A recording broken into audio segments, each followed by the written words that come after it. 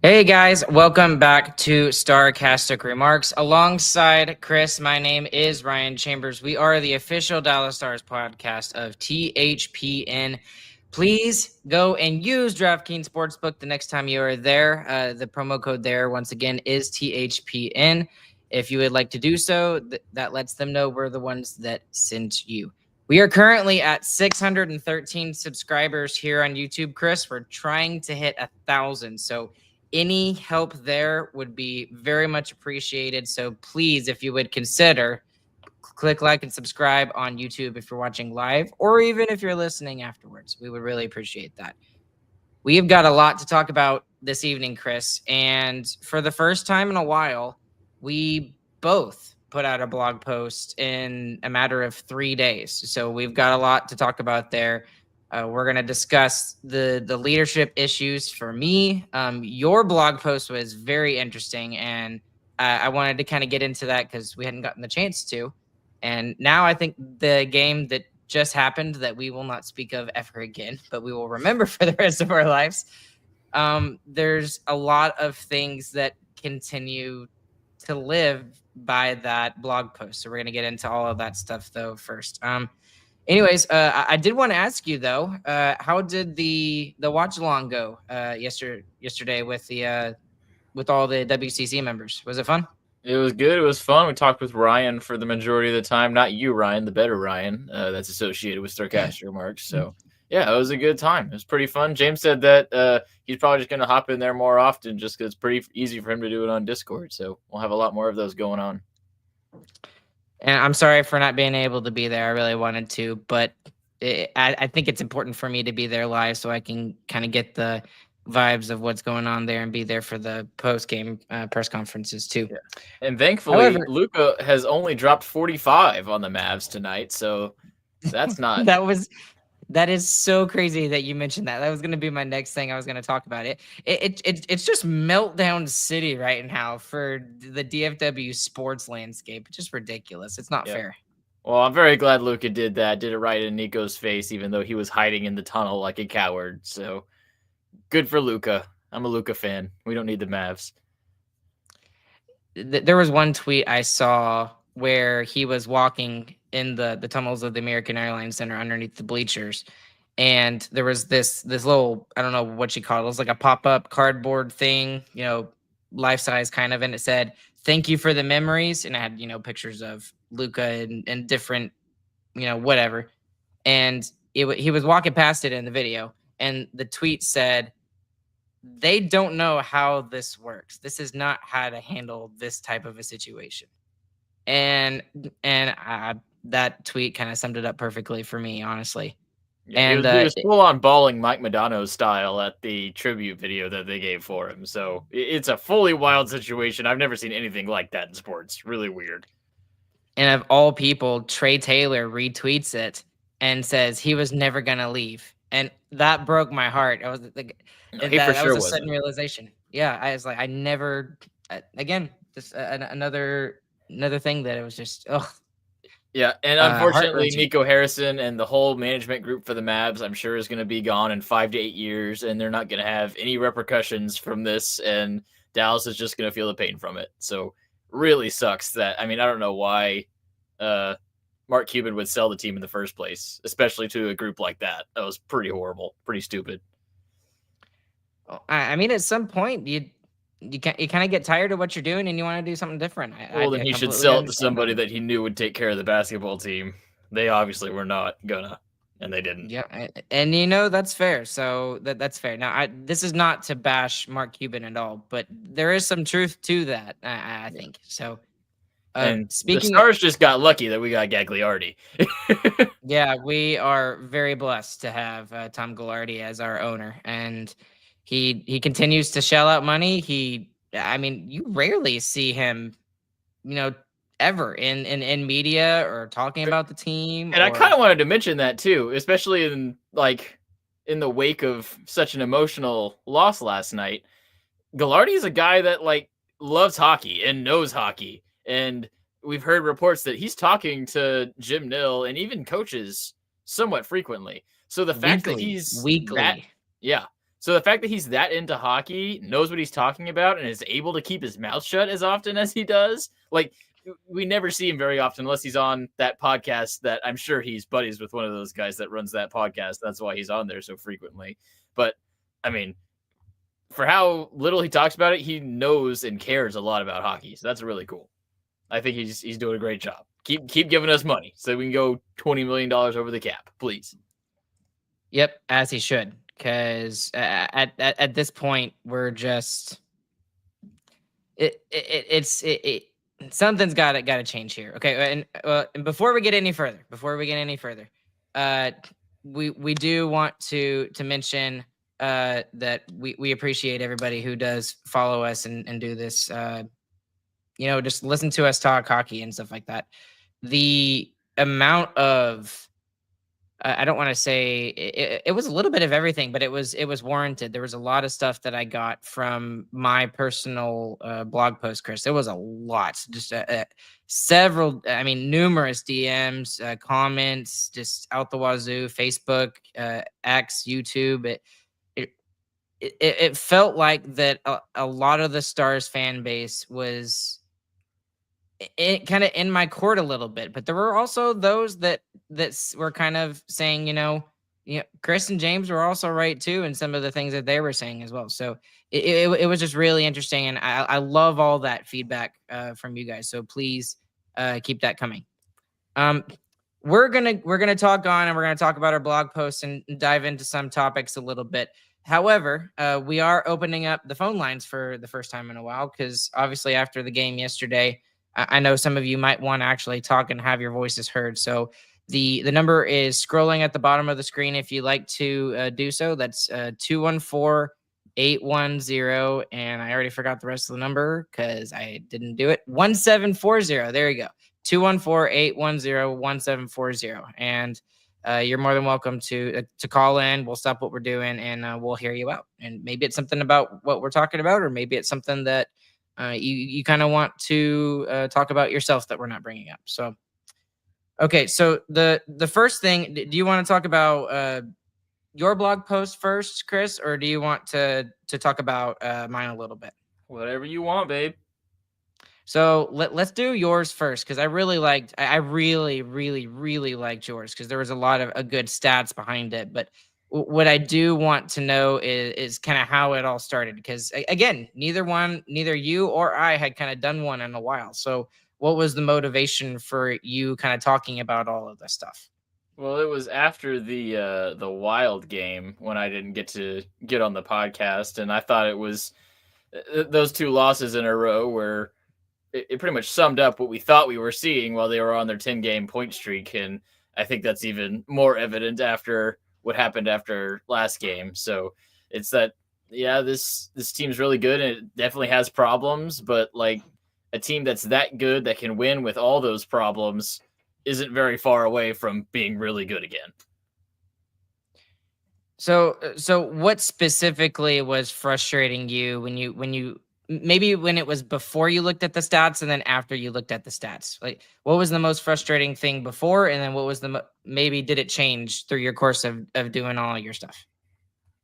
Well, I guess it was pretty clear during the point streak that the Stars weren't playing at their best, and they weren't playing at their best during those two losses either. So the lack of any kind of change in their game was pretty frustrating. We saw little spurts here and there. I mean, the third period of the Predators game is a perfect example of that's where the Stars did play good hockey. And pretty much in each of those games, there was really small segments where the Stars did play Stars hockey, and that's all they needed, plus great goaltending to get by.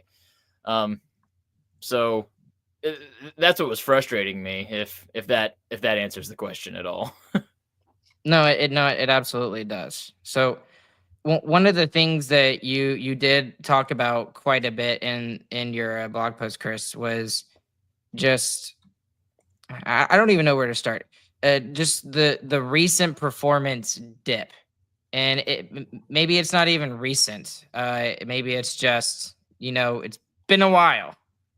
Oh, we already got a call. Cool. Okay, hold on, caller. 1 second. Hold on for just a second. So what Shoot, where was I going with this? I had a question for you. Just take the caller then. Yeah, let's just okay. There we go. Let's just take the caller. Hey, caller, what's your name? What do you want to talk about? Let us know who you are.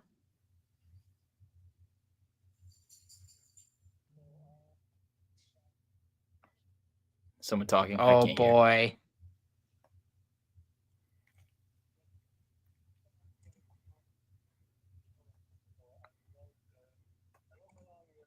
Well, you're probably going to have to sum it up because I can't hear anything.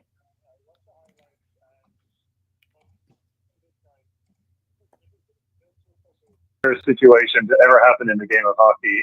And look, in spite of what happened last night and what the result was, I will still say that it's just a once in a lifetime situation. That certainly I feel does not reflect on who the Dallas Stars are. And I definitely think going forward, if anything, this might actually be a big lesson for you to learn because, come the playoffs, which obviously you're already in, and undoubtedly, I feel like this is the kind of the joke that you'll definitely need for what's going to be a very, very tough round one series. And of course, obviously, the intention is to reach the Western Conference final. And of course, getting further than that. Obviously, I understand that, some teams that have already qualified and I guess maybe they just kind of felt they could just kind of drop off a little bit and start giving younger guys some game time. But definitely this is the kind of running you need because, even if you've already qualified, obviously these kinds of games are important because you need as much momentum as you can going in, especially considering that each round it can go as far as 7 games. So that's a big lesson for you to learn in that regard. Yeah, and by the way, I apologize. We had some technical difficulties right off the bat, but hopefully, Chris, you were started to hear him. I heard the second half. Okay, good. All right. So sorry about that, man. But what I do want to say, I think the key word that you said was momentum. And that's something that it's not just us, but there's been lots of other Stars podcasts. And, it's not just Stars podcasts, but other podcasts across the world who follow certain teams. They talk about you have to build the momentum going forward. And everyone talks about the switch that you can't just flip on when the playoffs start. Now, for recently, I had actually believed that was true, that you can't just flip on a switch. But apparently there are some people who some players that can do that. I don't think everybody can do that. Maybe some players can, but I think that idea of momentum going into the playoffs is extremely important. And right now it's just game wise within the game, the Stars cannot build a ton of momentum enough to play a full 60 minutes.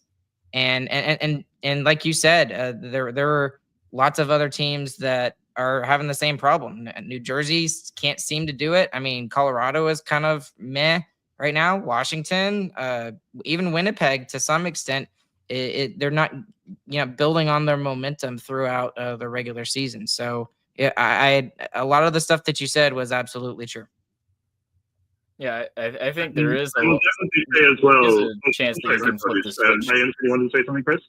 Oh, sorry. Yeah, I was gonna say that there is teams that have shown that you can kind of flip the switch when you get to playoff time. I mean, I talked about it last night, but the Avalanche were playing really bad at the end of their regular seasons, and they turned it on and had the best postseason we've seen in probably a decade for a team. Natalie said right as we started the podcast, the Rangers had a really terrible into their regular season before they went on to win the World Series. And I think a good something to note about both of those teams is that they had special players or specific things that really turned on that made them successful. So Colorado, it was that Makar and McKinnon had the best month and a half of their careers during that playoff run. For the Rangers, it was the starting pitching got hot. All of them, all 4 of the normal rotation lit on fire once the playoffs started. So, and the Stars have players that can do stuff like that. I mean, Jake Oettinger has proved his first playoff series that he can get lit on fire and drag the team to nearly the second round if it wasn't for one overtime. Mikko Rantanen, we still haven't seen the most that he can do. He's not playing bad with the Stars at all, but he's got another level that he can reach. Absolutely.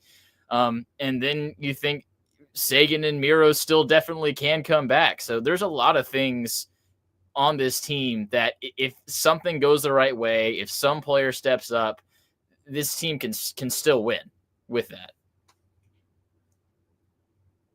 And considering that I did watch the series against Edmonton, the Western Conference Final, I can honestly say I was surprised that you weren't able to get past them, because I firmly believe that you were a more balanced team than Edmonton, especially because even if Edmonton had their strongest players up front, they had a clearly below average goaltender. And I was so surprised with the notion that Edmonton were the ones that ended up making the final, because I thought Dallas would make the final. So, I mean, I certainly feel like you guys should definitely be at least a strong contender to at least get to the Western Conference Final again.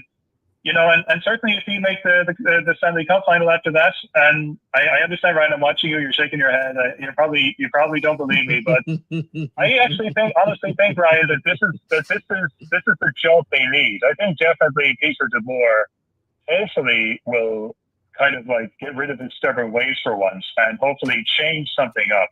As Chris mentioned, you still don't have even have Miro Heiskanen in your team, and sooner or later he'll be back as well as Sagan. So, for me, guys, I firmly believe you are contenders. I definitely think you should be contenders this time. And certainly if you make the Stanley Cup Final, I'll be more than happy if you win. And obviously, I know, and because I definitely know going forward, every single podcast I see Ryan on, there'll be a smile on his face no matter what. Yeah. And it's definitely an inflection point, if nothing else. Either they're gonna get way better after this, or they're gonna just keep on mulling their way through the regular season. But it'll be an inflection point for sure, and we'll see which way they go tomorrow, I think. Well, thank you so much for calling, and I really do appreciate you and all your comments, man. Thank you. Oh, I thought he wasn't going to say anything. Wow, you hung up on him, bro. I know. I feel terrible. I'm sorry. I'm still in non-faith until maybe they play better against Winnipeg, and a lot of things can be fixed against Winnipeg. Well, I don't know. Your article said that nothing would get fixed against Winnipeg, so it still won't. To be, because what's happened has happened, and that you can't literally fix that. But here's what I do want to get into, and this kind of jumps off to what he was talking about a little bit, Chris. I'm kind of jumping to my blog post a little bit here. I'm sorry, but the issue for me is that there's something not right with this team, and yes, Miro will help. But I don't think the game yesterday was not indicative of, if Miro had been in the lineup, is he the problem? No, he might have fixed it, but I still don't believe that. I think it would have happened either way. And the problem is I think there's just some sort of leadership issue in some form or fashion or something. And the problem is I don't know who it is. And maybe it's because of the people that are out of the lineup right now, and Miro Heiskanen and Tyler Seguin. Tyler Seguin is more the vocal person who does stuff in the locker room, and maybe they're missing him that terribly much. And maybe it was Joe Pavelski, and now again we're talking about how important Joe Pavelski was to the Stars leadership group. But it just feels like that there's something wrong, and there's something missing within that leadership group, especially with the game yesterday. I think it was a climax for the last 5 weeks up to that game, and everything just blew up. Do you agree with me, first off?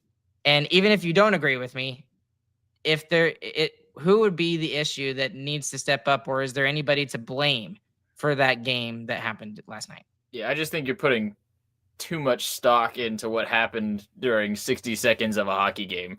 Like, yes, it's a complete collapse. There should have been somebody that was able to step up and calm everybody down. But it's also a weird thing that has never happened before in hockey ever. Like it's madness that it even took place. So I really don't think it's indicative of a leadership problem. We always talk about all the leadership that exists in that locker room, and everyone mentions how great the locker room is. We got Mikko Rantanen in large part because I think our dressing room is so solid, and the Finns on our team rave about it to Mikko. So I really don't think you can put too much stock in like a leadership problem. For sure, they gave up on the game. They thought it was over. 100% true. That needs to be overcome. But I think that's an everybody problem, not just a leader needs to stand up and yell. I mean, during that timeout that the Canucks took, I'm sure there was yelling and people telling to focus up. But wild things happen, and they unfortunately happened at a really bad time for the Stars. Now, to the jump off of that question is what I didn't like, and you kind of talked about it last night in the AGR that we did. You didn't think it was really you hated the way that Jamie responded to some of the questions. He said the right stuff. I think he absolutely said a lot of the right stuff. He said unacceptable probably about 3 or 4 times, right? This is unacceptable. At this time of the year, it's unacceptable. With this group, it's unacceptable for us to do that. And this is something that also I forgot to mention last night too. But Maverick Bourque was originally scheduled to talk to the media, and Bourque was pulled in favor of Jamie Benn, and Jamie Benn was thrown in there. So to Jamie Benn's credit, he deserves a lot of credit for that. I don't know if that was him or if he helped that decision along, but what I wanted to see from him a little bit more was a little bit more emotional nuance. Like I wanted to see him like visibly frustrated and angry. And it wasn't enough for me last night after the game. During the game, yeah, he broke 2 sticks and he visibly showed his frustration. But I really wanted to see a little bit more emotion from him. And again, I know that's not his style and how he does things, but if he shows emotion in that moment, talking with the media, then I think it brings an even bigger, broader aspect onto this Dallas Stars team. And it shows, okay, well, he's actually talking in this way that this is a little more than I expected. So I don't know how you feel about that, but I felt I wanted to see a little bit more emotion from Jamie Benn. Yeah, I still didn't love the answer of, I mean, anytime you blow something that horribly, I don't think you should be talking about what the other team did well at all, really. It should be focused on what y'all did poorly and what y'all are going to do better in the future. But it's also something Jamie never does. I mean, he doesn't like talking to the media. So the fact that he went out there, he basically decided to talk to the media, I think, so that if someone's going to throw punches, they threw punches at Jamie Benn rather than Maverick Bourque. But yeah, I don't love the way he handles media just in general, but yeah, I think he could have done better. I think DeBoer should have done better and been more upset about the situation as well.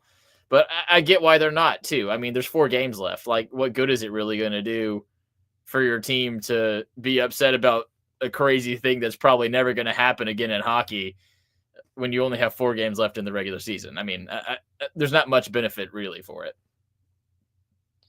See, I slightly disagree with you in that because I think the timing is everything. I think that's the most important thing. Had this been a game in like, January or December and the dog days of the season, I could maybe see that and just be like, okay, that can just be pushed off to the side a little bit. But the fact that you're playing like this, you've been doing it consistently for 5 weeks, and you finally have a good game. You played 2 amazing periods, and I even think, I know the third period wasn't their great, but the third period was a heck of a lot better than some of the other periods they've played in other games. And then all it took was literally 1 minute of game time to completely derail a game. Yeah, and but what is getting mad? Worries me for the playoffs. Go ahead. But what does getting mad about it do? Like, what's that going to do for the Stars in the future? I think it lights the fire under their butts, and then we see a way better effort against the the Winnipeg Jets. And maybe I should say not a way better effort, because they showed a good effort. A 60-minute full effort, 65-minute, whatever it takes for the full game. I think that's what could have been good for that potential aspect, because let's be honest, this is the real last game of the season. The other 3, 4, whatever we have left, they don't really count. This is the game that could determine whether we, make it to the Stanley Cup final. Because honestly, I think if we get out of the Central, I feel very good about whoever we play against in the conference final from the Pacific side. That's just my personal opinion. But again, I just think it could have helped us in our ability to play and give us a little bit more fire under our butt for this game tomorrow. Yeah, I think if you don't have a fire under your butt after that happens anyway, without people getting upset, then you're not a very competitive person anyway, which I don't think is what the Stars team is full of. I think the Stars team is full of very competitive and prideful people, and when they get their ego punched and curb stomped like it was last night, they're going to be upset about it either way. It's a perfect way to describe it. Yeah. So I personally, for my own emotions, I would have liked people to be more upset with them when talking to the media. I agree. But I also see the point where, like, what's it really going to change? It's not really going to change much. Okay, so then this is another question, because I'm trying to be as fair as possible to both the media, to Coach DeBoer, to Jamie. Should fans expect more visible emotion from players and coaches, or is that literally just a media narrative? Like myself, I guess in this aspect, I'm considering myself a media member. Is that just part of the media narrative? Well, the players can do whatever they want. They don't have to do anything. So I think the only thing they have to do is be answerable to questions. Like if there's a guy who refuses to talk to the media or literally gives non-answers every time they're asked a question, I think that's a problem. But I don't think anybody on the Stars does that. I think they get asked difficult questions and they answer them reasonably. So the players don't owe the media anything. The media are the ones that are trying to draw that emotion out of the players, and that's their job. The players' job is to play hockey. They're doing media stuff for the media's benefit. And that's a good point. That's a good way to point it out, because I mean we don't really matter much in terms of how they play. They don't really care what we think. They really don't. Right. You can use it as a tool, but honestly, it's a scary tool to use. So it's better to not in most cases, I'd say. The fun thing is, though, is that Jim Nill himself has in the past, I don't think he's done it recently, but he has said in the past that there are certain points where he wished the Stars media was a little bit harder in asking the questions. And that is fully true. That is 100% true. That's way before the time of this podcast and stuff like that. But he has said that in the past. So that gives me, I don't want to say a lot of, chutzpah to go and ask a really kind of off the wall question that might, ring some bells a little bit or whatever. That's kind of a nice way of putting it. But I think there are points when it's needed. But in a game like last night, there's nothing you can really say to or ask that's gonna bring anything else out from what you heard from the 4 guys that talked last night. I mean there's really not. So yeah. I wouldn't hate hammering it a little bit more. I mean, I know we got the one question like why does that happen? Is there been something going on in third periods that's causing this to happen? I mean, you can be a little bit more straightforward, I think, even not you specifically, but like people whose job it is to be media members. I mean, I think it's a worthy question. Why is the effort gone in the final minute of that game? And why did it not come back? I mean, that's a little bit more abrasive way to ask it that I think is fair, because, I mean, questioning effort is definitely like a very touchy point for hockey players, as it should be. I mean, they're putting everything on the line night in, night out. But in a situation like we saw last night, the Stars stopped playing hockey in the final minute. that's what happened. So I think that would have been a fair question to ask, but not for you, Ryan. You're a guest there. That is not your job. Yeah, I'm not quite on not that yet. tier yet. Not yet. I'm not on the Mike Heike tier yet. Okay, Heike is not going to ask that question. He's a propagandist. Yeah, that's true. That's true. That is true. Okay. I'll give you two more questions. One's more of a softball. The other's a little bit more. I'm curious how you will answer this question. The first one's easy. So here's the softball. How do you reconcile such a dominant performance for 59 minutes with one of the worst final minutes in NHL history? Well, it wasn't 59 minutes. It was 40.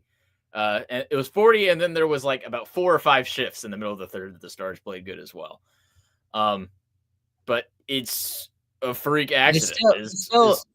They still bended and didn't break though. That was my point. They gave up 2 power play goals to close their lead to 1. So that's breaking pretty good. It's not shattering like they did in the final minute, but yeah, it's not great. Crap. What was I going to say? I got it. It's a fluke. I mean, no one has scored. No one has been down 3 goals and has scored all of them within a minute to come back and win the game. It's crazy. It doesn't happen. It's probably not going to happen again, ever. So, yes, it was a terrible 1 minute of hockey. When you're up 3 goals, you should still win when you have a terrible 1 minute of hockey. So, it is a fluke, but it needs to be a lesson learned. And like I said, it's going to be an inflection point for this season, I think. And if it hits the team the wrong way, they can kind of fold here, and we can point after round 1 exit and say, hey, that's kind of where we knew the season was done. Or we can be standing on top of the mountain and say, I'm glad we went through that then, so we didn't go through it during the playoffs. And it's going to be up to the Stars to decide which way they take it. And tomorrow's the first step in deciding how that's going to happen. And to Pete DeBoer's credit, that is the absolute very first thing that he said. He said, "Thank God it's not in the playoffs." I'm paraphrasing, but that's basically what he said. Last question here, and we'll talk more about your article, Chris. Is it? And I'll just ask the question.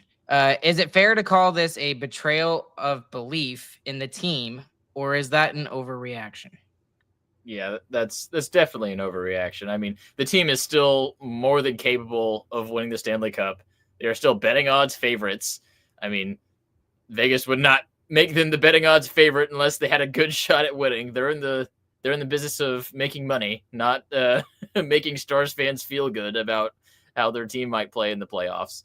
So it's definitely an overreaction. You just got to pull yourself away from the game, which is extremely hard because I'm still pissed off about it, but you got to try and pull yourself out of it and say, that's the wildest thing that has ever happened in the final minute of a regular season hockey game. And we're not going to see something like that happen again, ever.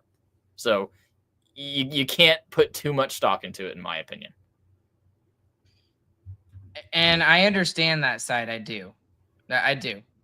I disagree with you on this one though. This game, and even from the diehards, you could say because Dallas is a very small. I don't want to say small market. They're not a small market, but compared to like the other sports in the DFW small area, hockey market, it is a small hockey market. There you go. That's a good way of putting it.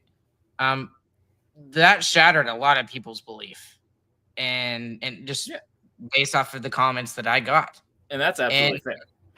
And and for me, I'm more on the emotional side than a lot of other Stars fans are, but it absolutely shattered my belief in them.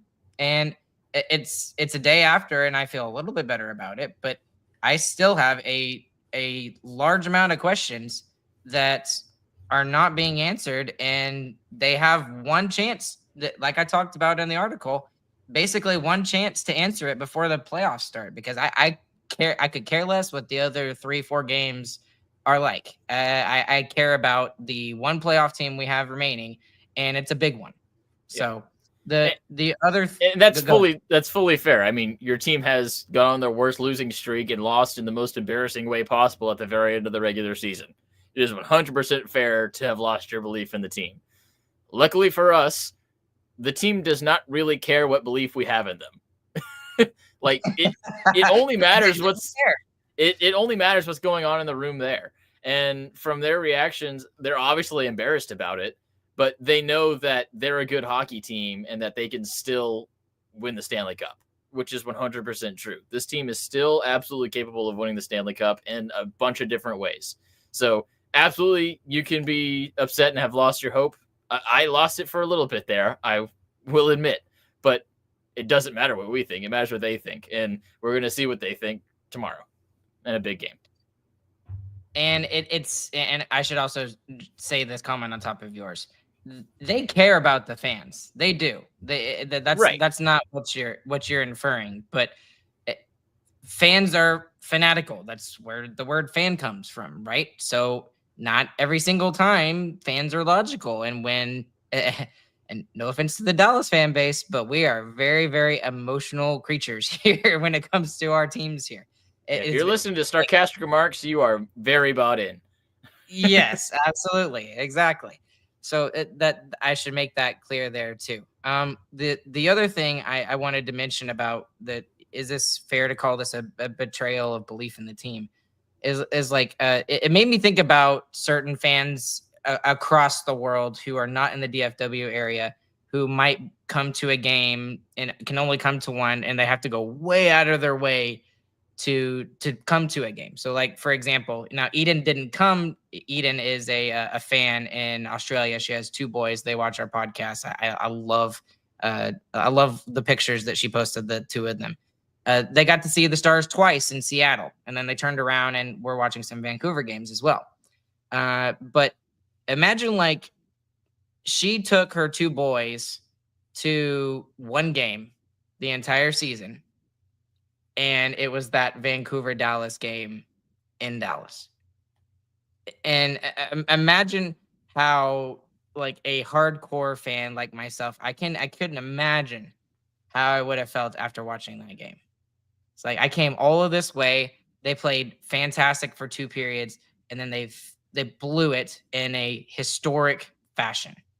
Like, that would absolutely be a betrayal of trust and belief in this team, especially from fans like that. Or for like, I know I'm being very specific, Chris, but there's those fans like that do exist out there in the world. And it just makes me think about like the people that spend lots of money to come to the games. And I said this to Dad when I came in at 2 a.m, and he heard me come in, and he knew I was very upset. And I said, for one of the first times after coming home from a Stars game, is I wasted 6 hours of my life watching that. And that's not to be super critical of the Stars or anything like that, but that's literally what happened. I wasted 6 hours putting effort into a team and watching a team that I love and enjoy, and they let me down. So that's kind of where the question came from, is specifically those fans. Well, sorry, go ahead. I know I talked a long time. That's sports. Your team loses. That's what makes it fun. So one team's going to win, one team's going to lose, and that's why it's so exciting, because you live and die with what happens to your hockey team. And that's why you get so emotionally invested in it, because you're feeling what they feel with you.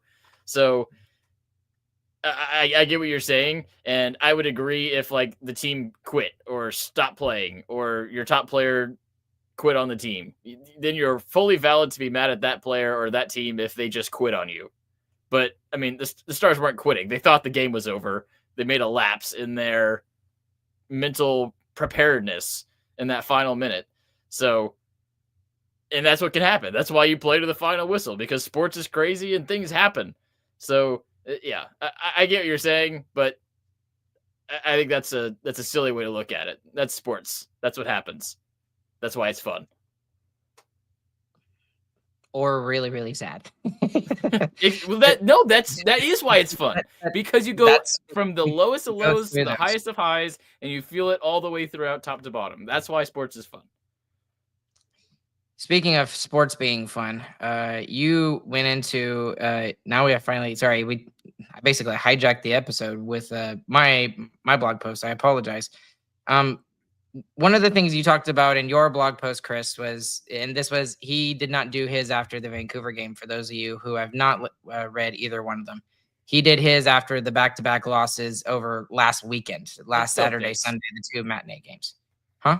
It still fits. I think all the points I made are still relevant. Yeah, no, they're absolutely relevant. Okay, so one of the things that I wanted to ask you about was some of the advanced statistics that you used.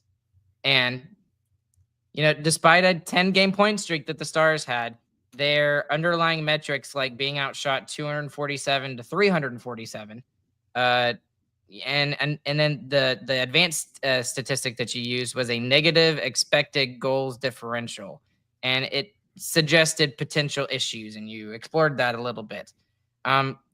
So I guess the question is how legit are these advanced analytics, and how much stock should we as fans put into it? Listeners of our podcast, how much stock should they put into these advanced statistics when they're evaluating the team's performance and stuff like that? Well, the only advanced analytic I used was the expected goals differential, and that was basically just you add up the expected goals of the Stars across their 10-game point streak, and you add up the expected goals of the opponents, and you subtract them. And it said the Stars were underwater by a little over 6 goals. And it's hard to take a ton of stock. It's basically saying that the Stars should have had 6 less goals than their opponents did during that stretch. And it's a little tough to say that's true with 100% accuracy, because the expected goal stat weighs things a little bit weird. So there's times where a one-timer in the slot isn't as highly rated as a deflection off a shin pad in front of the crease. So you definitely have to take it with a grain of salt. But when you pair it with what you saw going on with the Stars, and as saying they weren't playing at their best and were kind of getting away with a lot of stuff, that kind of shows, that line of thinking is kind of correct. So basically the way I use advanced analytics is just confirmation bias. So that's the best way to use stats. Use stats to confirm what you already think. If they don't confirm what you already think, the stat is stupid. All right. This other question kind of goes into what obviously. Yes, I understand. And I hope the listeners understand that too. So Connor was talking about a couple of specific things. And again, the word that hit home with me was momentum.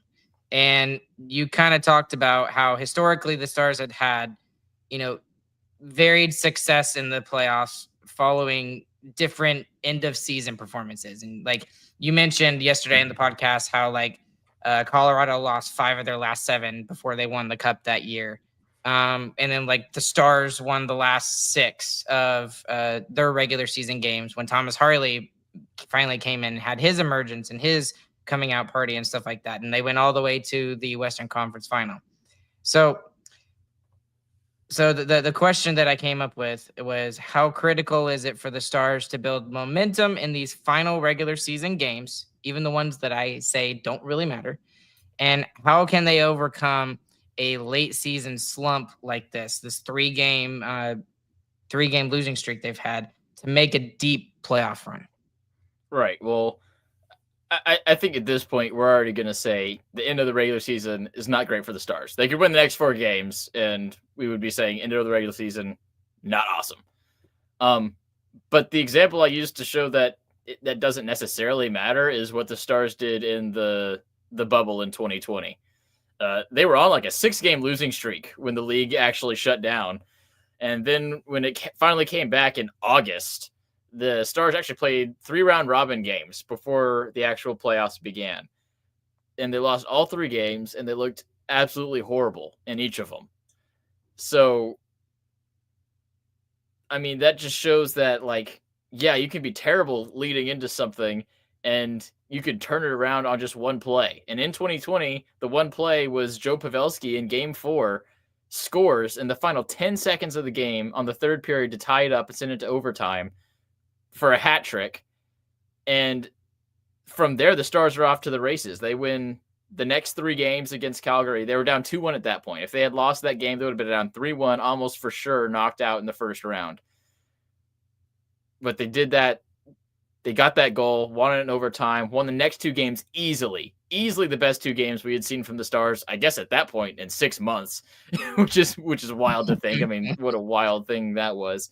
And then they went on and rolled through the rest of the playoffs until they got to the final, and they got the closest they've ever gotten. They were 2 games away from winning the Stanley Cup, and they looked that awful. They lost 9 games in a row before that happened. No, they lost 11 games in a row because they lost the 10 because they won game 2, but they lost game 1 in that first round. So they lost 11 games in a row before they got 10 games in a row. Sorry, before they got as close as they've gotten this millennia. So it absolutely can turn around, and it can just be on one play. Maybe I'm wrong in saying this, but I'm pretty sure the Stars won one of those 3 round robin games, but they absolutely sucked it up. They absolutely sucked it up. I think they won it like. Okay, I could be wrong. And Well, you're gonna make me look now. I have to prove you're wrong. Do it. Okay, so while you're doing that, I'll kind of build up the next question.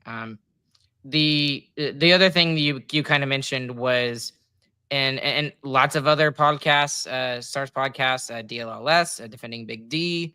I mean, even Joey with Locked On Stars. That one of the things that all of them have been talking about is the fact that one of the reasons why there was like this cloud of mystery over the Stars during this ridiculous stretch where they just can't seem to lose, and they're sucking, at least eye test wise, on the ice, is their goaltending. And you put out that both the goalies, Otter and Casey DeWall, they combined for a .945 save percentage during that 8-0-2 stretch. And the question I came up with was, can they depend on this stellar goaltending through the playoffs? Is it sustainable, or does the defense need to step up and alleviate pressure on the netminders? And I have an answer to that question, but it's a little bit weird in how I answer it. So what do you think? You were right. The Blues did win a shootout. Dang it.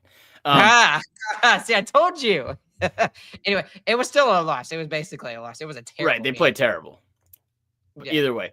Yes, I mean, ideally, you want your defense to be better. Your goalie shouldn't have to stand on his head and drag you through the playoffs. But they do that, especially come playoff times. Goalies catch on fire. It can drag their teams through. The 2020 Cup run, Hudobin, a goalie who was a backup his entire career in the NHL, had the best month of his life and nearly won the Stanley Cup because he got hot at the right time. And Otter has the ability to get hot at the right time and carry the team all the way to the Stanley Cup. He's that good. So that is one of the many ways the Dallas Stars can force their way through their playoffs, even if they're not playing at the best. So what about the other side? Does the defense need to step up, though, to alleviate some of that pressure? Yeah, absolutely. I mean, ideally, the defense does step up. But what I'm saying is, even if they don't, Otter can still win the game. That's how good he is. And we've seen that happen before in the playoffs many times.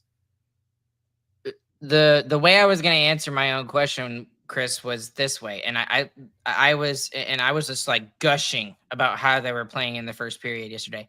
Like anybody that would listen to me, I was talking to them about it, and they were gushing about it too. Was the fact that the Stars played a majority of the time in the offensive zone instead of the defensive zone. Guess what?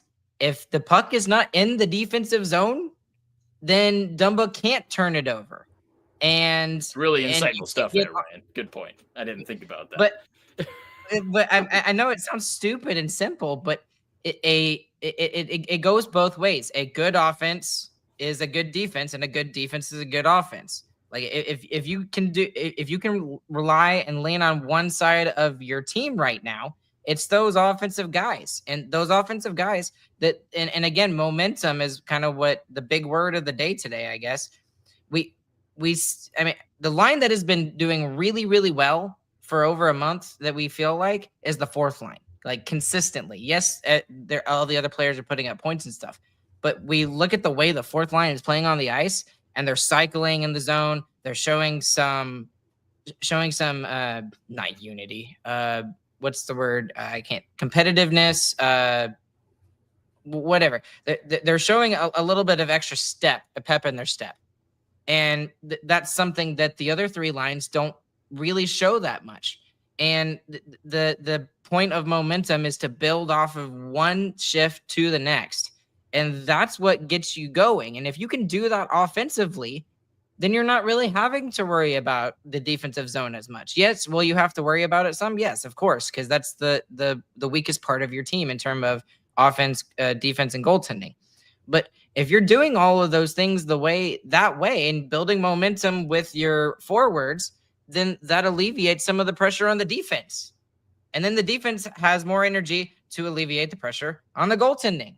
And it's just a cycle of everything. And I think that's the key for the Stars right now is their offense has got to be better in building momentum shift after shift after shift.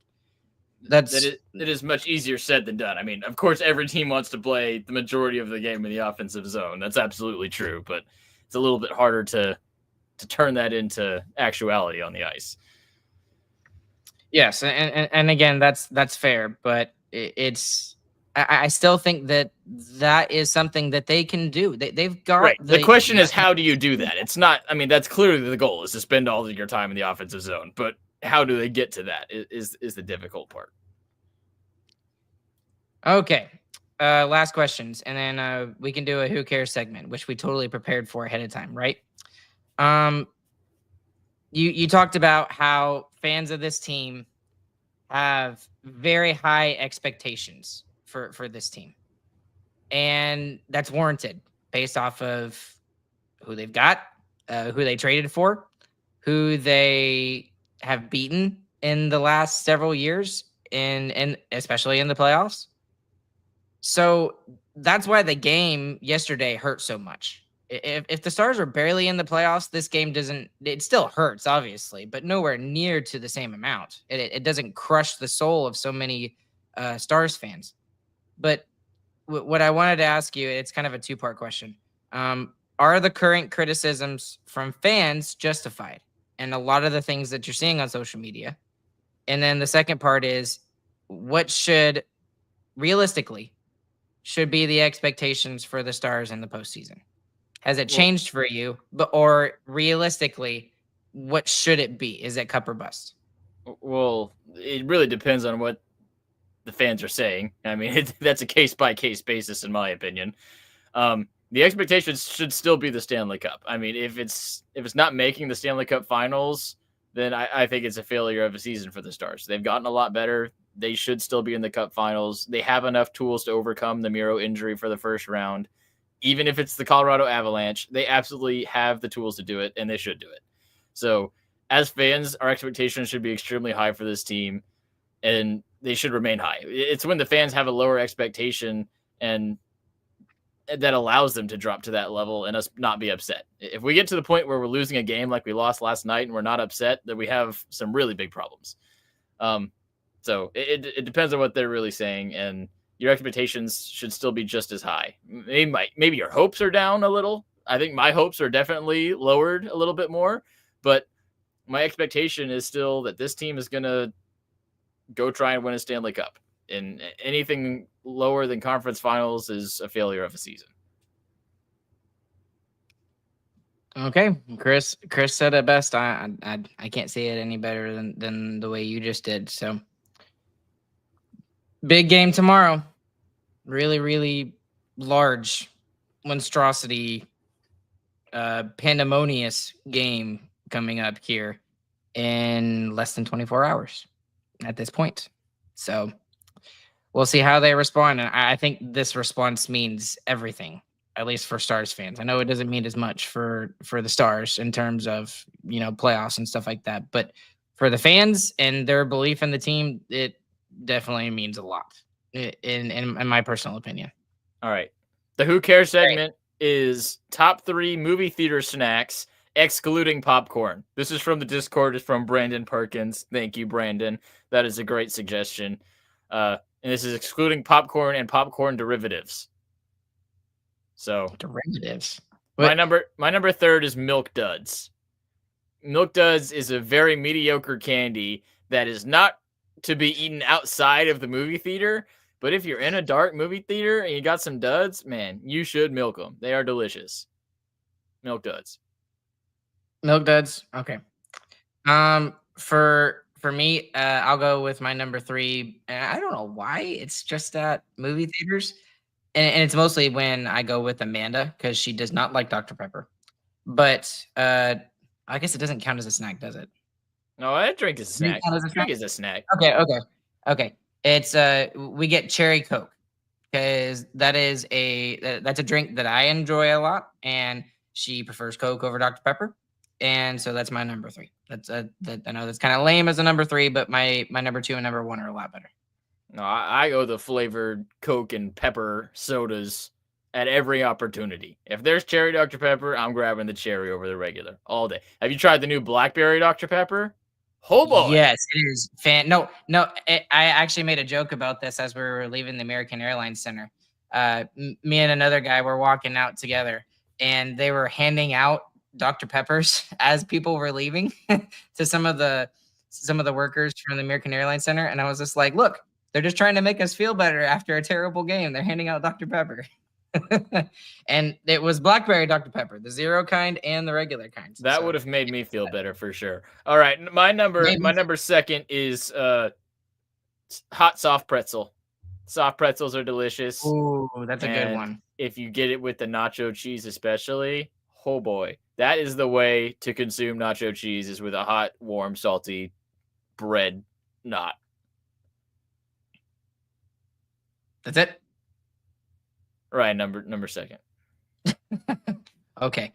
I'll my number 2, it's funny that you said the nacho cheese because my number 2 is actually nachos. And I don't know what it is about the fake sort of kind of syrupy melty cheese, but it is fantastic. I know it's disgusting. Yeah, but it's really gross, but if you're at a movie, it's pretty good. Yes, exactly. Yeah. That totally makes sense, right? No, all the people know what I'm talking about.